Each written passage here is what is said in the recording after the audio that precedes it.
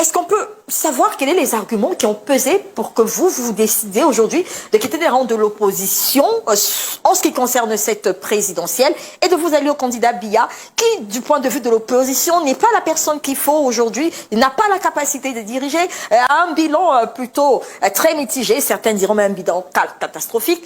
Pourquoi est-ce que vous avez décidé de rejoindre le G20?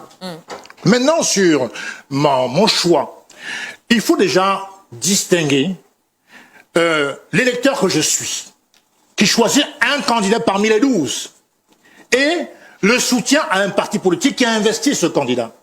Rappelez-vous qu'en 2002, M. François Hollande, qui est du Parti Socialiste, a appelé à voter M. Jacques Chirac, face à Jean-Marie Le Pen. Rappelez-vous.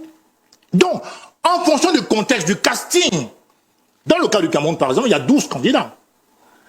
Pour moi, je considère que les 11 candidats de l'opposition, quasiment tous, peut-être moins une personne, ont des liens très profonds, très avancés avec le régime en place. Ça veut dire que pour moi, c'est des faux opposants, au moins 10 sur 11. J'ai la liberté de conscience de choisir le candidat que je veux, moi en tant que Célestin Djamène. C'est mon droit. Je ne parle pas d'adouber le bilan du président Paul Biya de 43 ans. Je ne parle pas de soutenir le RDPC. Je parle du choix d'un candidat sur 12. C'est ma liberté de choix et c'est ma liberté de conscience.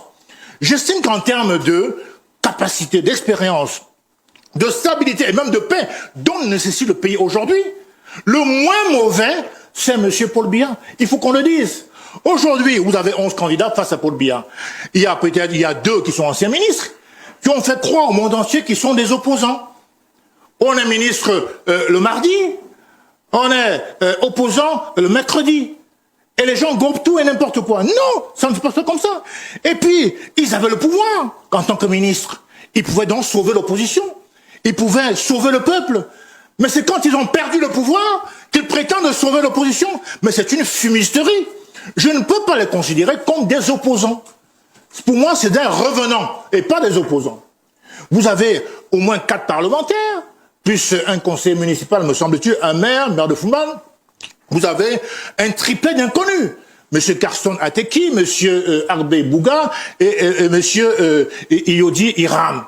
Alors, ils sont aussi transparents que leur programme. Il y a aussi des connus, hein. Personne, les connus peut-être pas par vous, mais la majorité camerounaise ne le connaissent pas. Alors, quel est le programme? On ne le connaît pas.